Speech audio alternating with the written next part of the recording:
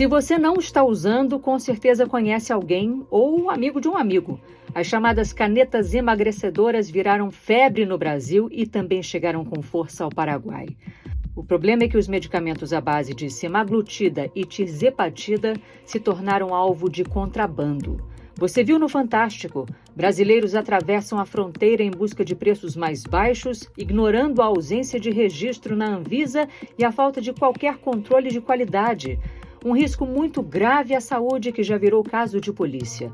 Uma brasileira de Belo Horizonte está internada em estado grave depois de usar uma caneta emagrecedora paraguaia. Há casos também em outros estados.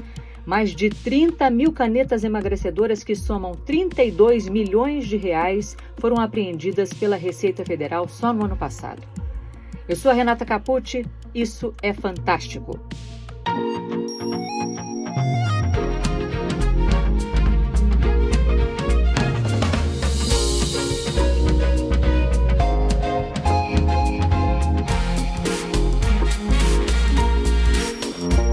Na nossa roda de conversa de hoje, eu recebo o nosso colega, o repórter investigativo Giovanni Grisotti, e também o Dr. Felipe Gaia, presidente da Sociedade Brasileira de Endocrinologia e Metabologia Regional São Paulo. Bem-vindos.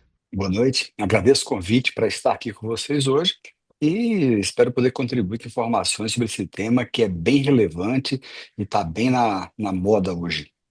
Obrigada, doutor Grisotti. Você é quase nosso sócio, né? Eu já perdi a conta de quantas vezes você já esteve aqui com a gente com reportagens tão relevantes. Então, começando contigo, conta um pouquinho para a gente como é que foi essa investigação e a produção para o Show da Vida. Na verdade, o ponto de partida foram anúncios em redes sociais publicados no Rio Grande do Sul, em que pessoas vendiam esses medicamentos para emagrecer, e abertamente informando que a origem desses produtos era o Paraguai. Aí, evidentemente, chamou a nossa atenção, porque geralmente esses produtos não são registrados no Brasil, e sempre que surge uma droga nova no mercado, que tem um apelo popular muito forte, como foi o caso de medicamentos para ereção, que houve uma explosão de contrabando no Paraguai naquela época, realmente surge um interesse dos contrabandistas em trazer para o lado brasileiro esse tipo de droga, e foi o que aconteceu agora. Então a gente passou a fazer contato com essas pessoas, gravamos algumas delas com câmera escondida, elas se apresentavam como vendedores, admitiam que realmente os medicamentos vinham do Paraguai, e inclusive mostravam, né? Caso de um rapaz do município de Canoas que se encontrou com a gente no parque de Porto Alegre. Ele trouxe a embalagem, né, o recipiente com as pequenas ampolas de uma droga para perda de peso, e falava abertamente sobre valores, informava um número de Pix para realizar a transferência, e assim que essa transferência bancária se confirmava, ele entregava a medicação. Agora, o mais grave é a forma como esses remédios entram no Brasil, como que eles fazem o transporte, muitas vezes, dessa droga entre Ciudad del Este, no Paraguai, e Foz do Iguaçu, no Brasil. E a própria Receita Federal tem comprovado, através de apreensões, vídeos, inclusive, que nós exibimos no Fantástico, sem qualquer tipo de refrigeração. Ou seja, isso por si só já acarreta um risco, né? No mínimo, de perda da capacidade, digamos assim, que o medicamento tem de resolver o problema, no caso de provocar perda de peso, e também denota, assim, um tipo de cuidado, assim, com realmente aquelas pessoas que estão adquirindo esse tipo de droga com o objetivo de perder peso. Então, em resumo, acabou se tornando um negócio lucrativo, que envolve o crime organizado, que tem toda uma logística de distribuição, de modo que o medicamento que atravessa a fronteira aqui em Foz do Iguaçu, por exemplo, ele vai parar no norte do Brasil ou em qualquer outro estado brasileiro. O que você ouviu de mais importante das autoridades que você entrevistou? O que mais me chamou a atenção, e eu produzo reportagens sobre contrabando no Paraguai, inclusive a gente já fez reportagem para o Fantástico sobre contrabando envolvendo produtos estéticos, é que as próprias autoridades paraguaias estão fazendo um alerta para o problema. Existem duas variações de medicamentos, de canetinhas para emagrecer, de ampolas com essa droga para emagrecer, que são vendidas no Paraguai. Parte delas tem registro perante as autoridades sanitárias do país vizinho, E existem também aquelas marcas que não têm qualquer tipo de licença, ou de autorização para fabricação dentro do próprio Paraguai. Então, é a primeira vez que eu vejo a Vigilância Sanitária do Paraguai emitindo um alerta para que as pessoas não comprem, para que as pessoas denunciem, informando canais de atendimento, inclusive, em caso de alguém presenciar esse tipo de comércio. Então, isso foi o que mais me chamou a atenção, na verdade. E Isso é principalmente inédito, né? Eu saber. nunca vi também. Eu nunca tinha visto, né? E o que mostra também, e eu conversava hoje aqui com o Luciano, que é do instituto que combate a falsificação aqui na região, que o Paraguai tem evoluído também, né, nesse sentido. Não é mais aquela terra de ninguém, assim, onde tudo acontece de maneira livre e impune. E outra coisa que me chama muita atenção, e essa informação partiu do próprio presidente do Instituto, é que estamos diante de uma ação organizada do crime organizado, né? E que esse tipo de produto, essas canetas, essas ampolas vendidas no Paraguai, são a principal mercadoria do contrabando hoje. Superando inclusive cigarros, superando outros produtos que historicamente a gente sabe que cruzam a fronteira aqui no Brasil. Então, a gente percebeu a importância que tem, em primeiro lugar, conscientizar as pessoas de que estão adquirindo um produto que possivelmente seja de má qualidade. E segundo, uma questão de segurança pública também que nos impacta diretamente, porque envolve o próprio crime organizado.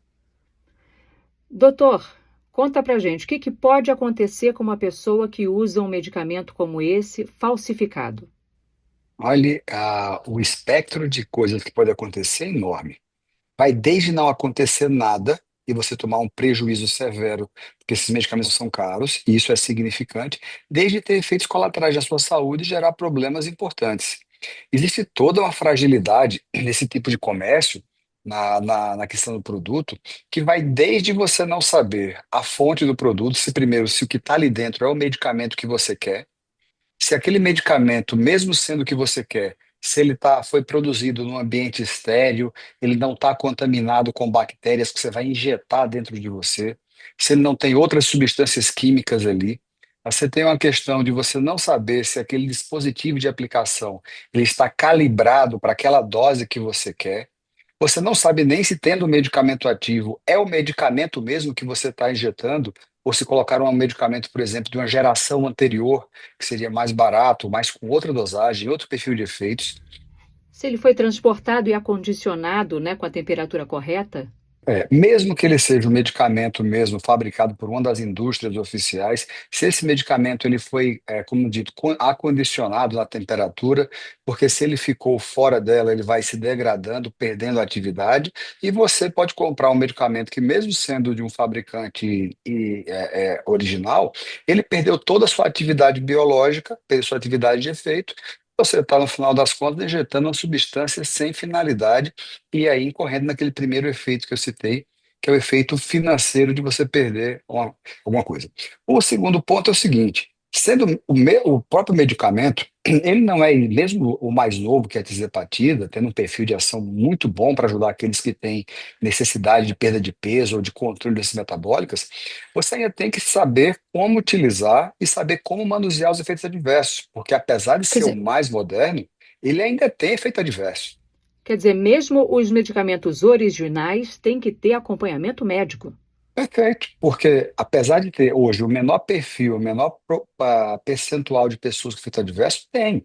Eu tenho inúmeros pacientes com o original acompanhando, precisaram ir a um pronto-socorro para fazer o manuseio de um efeito colateral A, B e C, que esse pode acontecer desde náuseas severas com vômitos, que podem levar a desidratação, a queda de pressão arterial, inclusive levando a desmaios, nisso daí. Imagina você ter um desmaio desse dirigindo um carro sem estar devidamente orientado como fazer.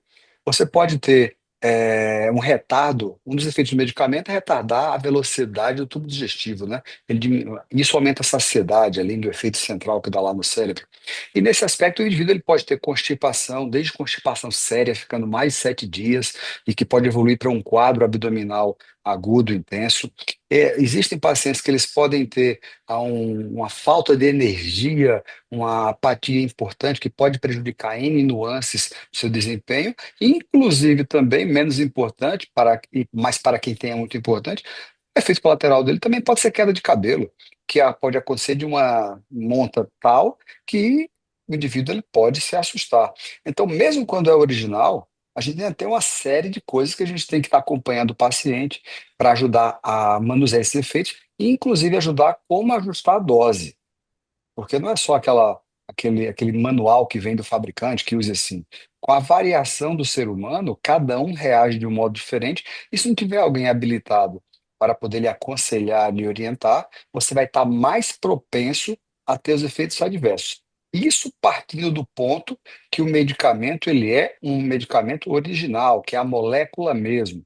Agora, quando a gente ainda entra na seara, que o medicamento pode estar adulterado, contaminado, ele pode não ser aquele medicamento, aí a gente tem toda uma série de efeitos que podem, inclusive, ser fatais, como citado, esse caso aí grave, que está internado, que Em Belo Horizonte. depende.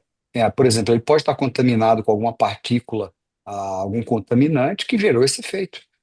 Vimos aí, talvez o Giovanni possa comentar melhor, episódios aqui em São Paulo de serem apreendidos medicamentos fabricados num fundo de quintal, numa garagem, e que foram comercializados depois ali. Deus sabe o que tinha dentro daquela caixa, daquela caneta, a qualidade dele. Pois é, apesar desses riscos todos que o senhor está falando, hein, Grisotti? É legal um brasileiro atravessar a fronteira e ir ao Paraguai comprar um medicamento desse por seu próprio risco, né? Em alguns casos, é legal se o medicamento não está proibido pela Anvisa. No caso Uhum. das drogas que a gente mostrou na reportagem do Fantástico, eles estão proibidos pela Anvisa em função do episódio que ocorreu em Minas Gerais, onde uma pessoa está em estado grave por ter consumido uma dessas drogas. Quando a droga ela não é proibida pela Anvisa, ela pode cruzar a fronteira, mas para consumo pessoal, a Uhum. venda para terceiros, com o lucro em cima desse comércio é expressamente proibido e considerando que esses medicamentos não têm registro na Anvisa, também pode configurar um crime semelhante com a mesma pena do tráfico de drogas. Ah, então não é legal. Não é legal. Agora, precisa de receita médica lá no Paraguai para comprar? Não precisa de receita médica, essa é outra preocupação, né? O próprio pessoal da Receita Federal comenta isso, porque se tu compra um medicamento sem receita numa farmácia, muito possivelmente tu não vai ter acompanhamento médico no Brasil. E é impressionante, nos flagrantes que nós realizamos, os vendedores, que são pessoas leigas, tem um caso de um camelô que a gente gravou dentro do camelódromo de Porto Alegre. Eles parecem médicos receitando. Um deles, inclusive, mostra onde fazer a aplicação no abdômen. Primeiro do lado direito, depois do lado esquerdo, a periodicidade, a forma de fracionar uma ampola com um medicamento. Então, realmente é impressionante. E também impressiona muito a enormidade de anúncios em redes sociais, em que as pessoas abertamente, mostrando o rosto, oferecem esse tipo de produto. E o mais curioso é que umas criticam as marcas vendidas pelas outras. Ou seja, se uma influenciadora ela está negociando uma marca A, ela fala que a marca B não funciona direito. E expõe, inclusive, depoimentos de pessoas que consumiram a marca B e no início conseguiram perder peso e depois passou a não fazer mais efeito. Dali a pouco, uma outra influenciadora critica a marca A e diz que a B é a que funciona. Então, realmente é um território assim, onde não existem regras e onde o objetivo maior é realmente essa lucratividade, que, segundo o Instituto que combate a pirataria aqui na região da Tríplice Fronteira, chega a 400%. E aí, segundo ele, onde existe uma alta lucratividade como essa, envolvendo algo ilícito, certamente o crime organizado está presente também. Lucrando com o perigo, né, doutor? Com certeza. Ou seja, você está se expondo a um medicamento que você não sabe procedência, não sabe como usar, não foi orientado, sua saúde fatidicamente vai estar em risco. Não existe nenhuma substância que nós conhecemos que ela seja isenta de efeito colateral. E, dramaticamente, até eu cito um exemplo da água. Até a água. no contexto errado, ter efeitos colaterais. Por exemplo, um paciente com insuficiência cardíaca, que ele tem o coração com dificuldade de bombear o sangue, se a gente ingere muita água, posso causar uma lesão nele. Então, se até a água, dependendo do contexto, tem efeito adverso, um medicamento original também tem e precisa do acompanhamento. Quando entramos, então, nessa questão dos contrabandeados, que podem ser falsificados com todas as fragilidades de qualidade, aí a gente tem esse problema de saúde pública severo, esse problema sanitário daqui, expondo pessoas ao risco. É muita coragem do indivíduo de estar comprando uma substância na internet sem nenhum tipo de fiscalização.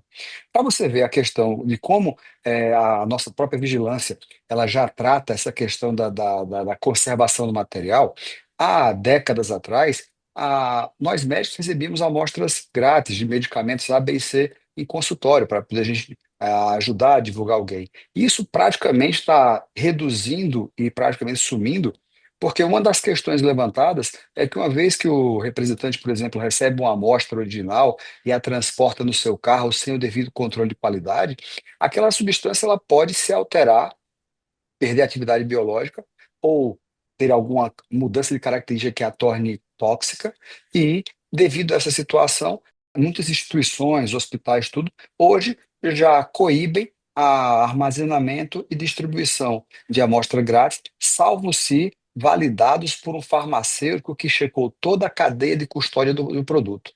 Então, Uhum. se para dar exemplo que esse comércio sem nenhum tipo de controle, ele é altamente propenso a dar problema, altamente propenso. E vamos ver cada vez mais casos nesse cenário. Porque aí qualquer indivíduo comprando, vendendo, orientando. E o que eu do lado médico recebo é que muito paciente vem com a questão, não, mas eu soube que esse remédio não tem nenhum efeito colateral. É o melhor, ele está isento de problemas. Eu comprei de uma pessoa de confiança lá. São os anúncios fraudulentos também nas redes sociais, né? Pois é. E aí, por consequência, muitas pessoas que estão adquirindo medicamento pensando em ter um efeito benéfico na sua saúde, vão fatidicamente ter algum dissabor, algum desconforto, podendo inclusive chegar a uma situação de ser hospitalizado e ficar numa fronteira ali do seu risco de vida. Sim. O Grisotti, como é que a Receita e a Polícia Federal estão lidando com esse contrabando desenfreado? Na verdade, a gente sabe que não há pessoal suficiente para dar conta de tanta mercadoria ilegal que acaba atravessando a fronteira, né? Os contrabandistas, eles cruzam tanto a Ponte da Amizade, levando as mercadorias em fundo falsos de carros. Muitos, inclusive, contratam laranjas para poder trazer o limite suportado pela cota legal da Receita Federal, que é de US$ 500.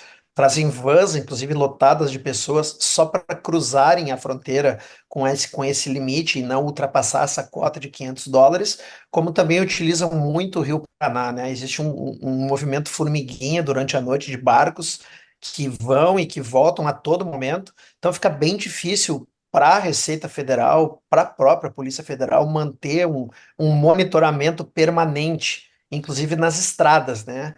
Nós solicitamos, inclusive, um levantamento para a Polícia Rodoviária Federal e eles enviaram para a gente alguns vídeos, eles não têm isso nem computado. E se a gente for também considerar a questão de volume, né? As apreensões de 2024 para 2025 quadruplicaram em todo o Brasil. Então a gente percebe que realmente a fiscalização não dá conta de apreender tudo que chega do outro lado da fronteira. E o cálculo que o Dr. Luciano, do Instituto que combate a pirataria, faz é que as autoridades conseguem apreender aqui no Brasil apenas 5% do total de medicamentos que de fato cruzam a Ponte da Amizade ou o Rio Paraná rumo Cinco ao por Brasil. cento apenas de apreensão? É uma É muito estimativa, ou pouco, né? de 30 mil canetas ou 30 mil unidades, ampolas dessas drogas que cruzaram a fronteira, possivelmente 570 mil tenham chegado ao destino sem nenhum tipo de problema. Então, o que a Receita Federal e a Polícia Federal dizem que eles apostam muito na inteligência para fazer um trabalho preventivo, um trabalho de monitoramento que utiliza inclusive drones sobrevoando a região da Ponte da Amizade para tentar fazer o possível e evitar que esse material chegue ao Brasil. A favor dos bandidos está o fato de que é um produto relativamente pequeno, né? Fácil de ser contrabandeado. Chama muita atenção isso. Quando o rapaz lá da cidade de Canoas se encontrou comigo em Porto Alegre para oferecer o produto, que inclusive está na lista de proibidos pela Anvisa, é um pouquinho maior que um grão de feijão. São dois grãozinhos de feijão assim juntos, é muito pequenininho. E aquilo ali cabe em qualquer cantinho de um carro, de uma van, de uma mochila, de uma bolsa, e muitas vezes passa indetectável. E aí imagina, né, um tanto compartimento que tem dentro de um carro, um tapete, um fundo falso, é possível Uhum. esconder ali a todo momento e realmente a Receita Federal precisa fazer um trabalho muito minucioso para detectar esse transporte, né, em função do tamanho da embalagem mesmo, que é muito pequeno. Doutor, saber que apenas 5% são apreendidos é preocupante.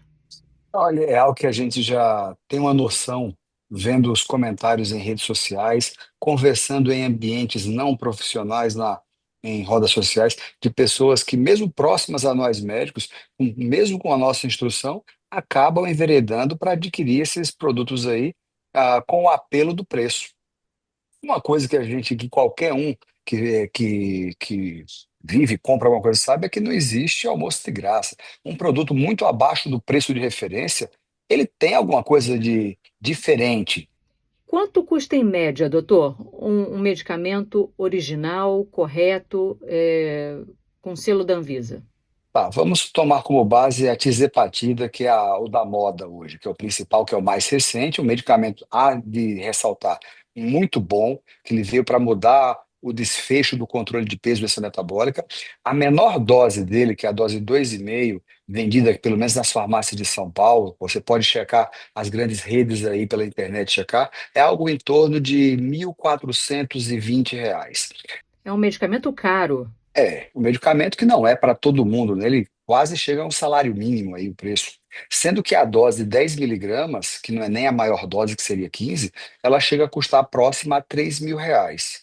Então, um produto que tem um preço desse, fatidicamente vindo pelo contrabando, vai ter o apelo comercial e ter um preço muito menor, o que vai seduzir aquela pessoa que está ali emocionada em busca daquele resultado. E aí, sem que haja um trabalho das nossas instituições para coibir isso daí, é de se esperar naturalmente que um percentual grande de pessoas se exponham a esse risco. E quanto Qual é o, mais pessoas se expõem, mais a chance de ter gente tendo problema.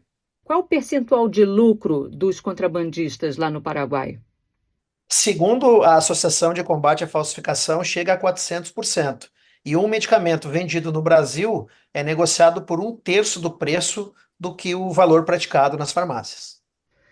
É isso que atrai geralmente as pessoas, né, doutor? É pagar Com menos. certeza. É um medicamento muito bom, mas tem essa questão que não é de acesso para todo mundo. Um salário mínimo para menor dose por mês praticamente não vai ser um acesso fácil. E mesmo aqueles que iniciaram com a versão original vão se sentir seduzidos pelas propagandas bem convincentes que o produto é original, é só de outro país, mas veio para cá é a mesma molécula.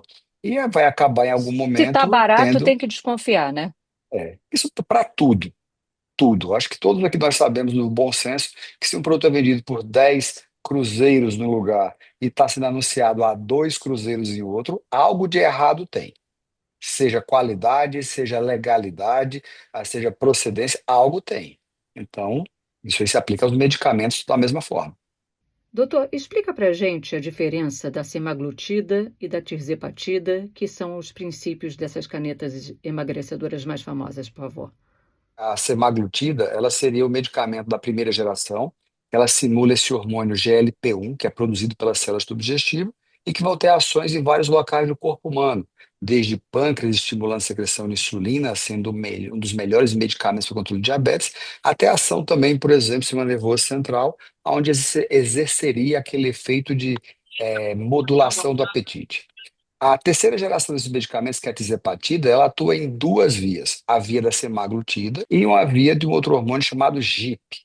Esse hormônio potencializa os efeitos de inibição da busca pelo alimento e amplificação da saciedade e diminui muito os efeitos de náusea, que seria o limitante da família da semaglutida, que é náusea, refluxo, constipação. Então, ele teria essa vantagem de ser mais potente com menos efeito adverso. E a próxima geração, que será a retratutida, que já está aí vendido de modo ilegal, não foi ainda regulamentado em nenhum país do mundo, e a gente já tem visto essa caneta circulando, né, no mercado. Essa age em três receptores: GLP-1, GIP e glucagon, tendo efeitos mais pronunciados em peso, porém com potenciais efeitos adversos também até um pouquinho maiores que o da tizepatida. Então, nós temos essas três hoje, esses três players no mercado aí com potencial. Mas lembrando que a ritratutida, em especial, essa não está autorizada no mundo ainda. Então, mais cuidado nesses pacientes que forem comprar essa canetinha emagrecedora com esse produto. Bom, são medicamentos eficazes, mas eu queria saber do senhor o seguinte: contraindicações, quem não pode tomar?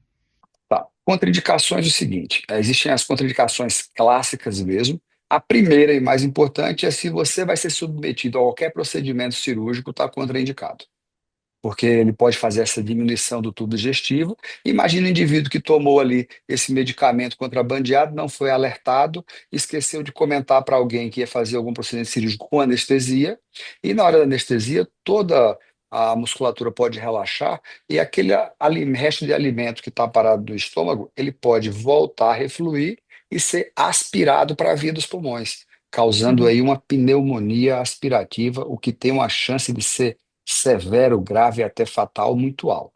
Essa é a contraindicação mais importante. Só que aí existem contraindicações menores, que são raras. Por exemplo, quem tem um refluxo muito grave com a hérnia, por uma hérnia de hiato, que é uma condição na qual o estômago ele não está bem posicionado no abdômen, ele tem uma porção dele que se insinua para dentro do tórax. Esse paciente ele pode evoluir com um refluxo mais grave, com essa questão. Pacientes que estão com histórico de uma constipação intensa. Então, as primeiras gerações elas eram mais propensas à constipação. Se ele já está constipado severo, se ele tomar, ele tem grande chance de piorar. Paciente que está submetido a algum tratamento que já envolva medicamentos que causem enjoo, causem vômitos. Então, seria uma situação que a gente já teria um temor em prescrever. São poucas limitações severas, mas elas existem, fora os efeitos colaterais do uso. Mas as principais contraindicações para dizer não posso prescrever seriam basicamente essas. Falamos dos originais, falamos dos falsificados. Eu queria saber também qual é a diferença do medicamento manipulado, se também oferece risco. O manipulado, aí nós temos que ter um bom senso para primeiro saber, primeiro que ele não tem, no Brasil, vamos lá, a tizepatida, que é o mais novo, ele ainda não tem a patente quebrada. Então, em tese, ele não era para ter acesso à manipulação. Então, ele não seria manipulado. O que existe é que algumas farmácias de manipulação vendem esse produto, agora provavelmente já adquiridos prontos de algum outro local, por uma outra via de importação, que nem Paraguai é exclusiva, tá? Lembrar que os potenciais produtores da matéria-prima, que é do Paraguai, são países da Ásia, China e Índia principalmente. Então, algumas manipulações vêm disso. Agora, diferentemente de outros medicamentos que o farmacêutico magistral ele pega o pó e vai preparar por quantidade individualizada, nas manipulações, o que eu não tenho visto isso acontecer quando eu recebo casos que enveredaram por essa área. Dizem que ele pronto. Nesse modo, também entramos na mesma questão. Qual foi a cadeia de custódia do país que saiu, pressupondo ser legal e original lá, para vir para cá? Foi uma cadeia de custódia que manteve temperatura, manteve o controle, manteve tudo certo? Sim ou não? Não temos esse dado. Como é que foi o acondicionamento aqui, mesmo partindo do ponto de vista que a farmácia magistral, ela é boa, ela é certificada, o pessoal ali segue todos os trâmites da vigilância sanitária? A gente não tem esse dado. Fora a legalidade no Brasil, quem detém, que a fabricante Lilly detém a patente. Então tem toda uma seara aí de normas, etc., que deixa nebulosa a questão de poder ou não ser feito desse modo. Então, respondendo a minha pergunta, há risco. Com certeza, com tudo. Porque mesmo a farmácia que o indivíduo comprou, ela sendo uma farmácia idônea, a cadeia de custódia do produto saindo do país que ele saiu, a gente não tem como certificar. E o fabricante original, por ter toda a responsabilidade legal sobre isso daí, ele segue padrões rígidos internacionais de produção e conservação. Então aí a gente pode confiar com tranquilidade, comprado nas farmácias, nas grandes redes, que tem toda a reputação de comércio, com a receita médica, né? Além disso, né? E com acompanhamento médico também, né? De um profissional gabaritado para isso. Felizmente foi um avanço bom do Brasil, que de uns meses para cá colocou a exigência de receita médica para que esses produtos sejam vendidos, porque antes nem isso tinha. Então podemos imaginar como estava solto esse comércio. Existem vários pontos de melhoria. Essa da Anvisa agora, de proibir a venda de produtos em determinados países, cujo percentual de fabricação, de falsificação, parece ser bem elevado, foi um acerto muito grande. O que não, eu tenho que fazer o contraponto também, o que não pode também é criminalizar um indivíduo que viajou para um país europeu com receita médica e para si trouxe o medicamento de lá comprado com todo o rigor e transportado todo o rigor. Não podemos Uhum. também generalizar esse ponto. Existem N casos de pacientes que a tal dose não tem aqui, como 15 miligramas no Brasil, por uma oportunidade e felicidade da vida, consegue, num país europeu ou mesmo nos Estados Unidos, comprar e adquirir com receita o medicamento. Então, não se pode criminalizar isso. Mas do modo que está acontecendo no Brasil, vindo do Paraguai, onde lá mesmo várias indústrias não são nem certificadas para produzir, fora os falsificados feitos em fundo de quintal, aí o risco de saúde pública está lá em cima. Para a gente terminar, então, eu tenho uma pergunta para os dois. Queria que o Grisotti começasse dizendo para a gente sobre o olhar de quem fez a reportagem. O que que a pessoa, nosso ouvinte que está pensando em usar uma caneta emagrecedora, precisa saber antes de tomar essa decisão? Ela precisa saber que ela nunca vai ter certeza do que ela está injetando no corpo dela. Não se sabe que substância é essa porque não tem certificação no Brasil. O próprio governo paraguaio levanta suspeitas, várias marcas são completamente clandestinas. Então a dica é: não compre. Se está barato, não compre. Se você não sabe a procedência, né? É o mesmo princípio aquele do golpe, né? Às vezes tudo que é muito barato tem que desconfiar. Nesse caso especificamente, desconfiar em dobro, porque é a saúde da gente que está em jogo. Doutor, Diferente de uma peça de vestuário que você vê num preço muito diferente, comprar, você vai ter um prejuízo da qualidade. Com medicamento, o problema é maior. Você pode ter um prejuízo de saúde, inclusive. Fora a questão criminal de você estar comercializando um produto de contrabando, né? Você está sendo um receptador de um produto de contrabando ao criminoso. Então ainda tem esse ponto legal que a gente tem que ficar atento.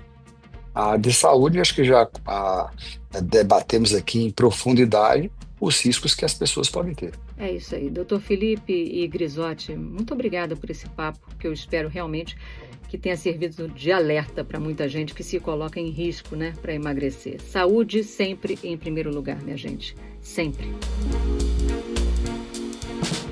Esse episódio teve a edição da Isadora Neumann e supervisão da Perla Rodrigues.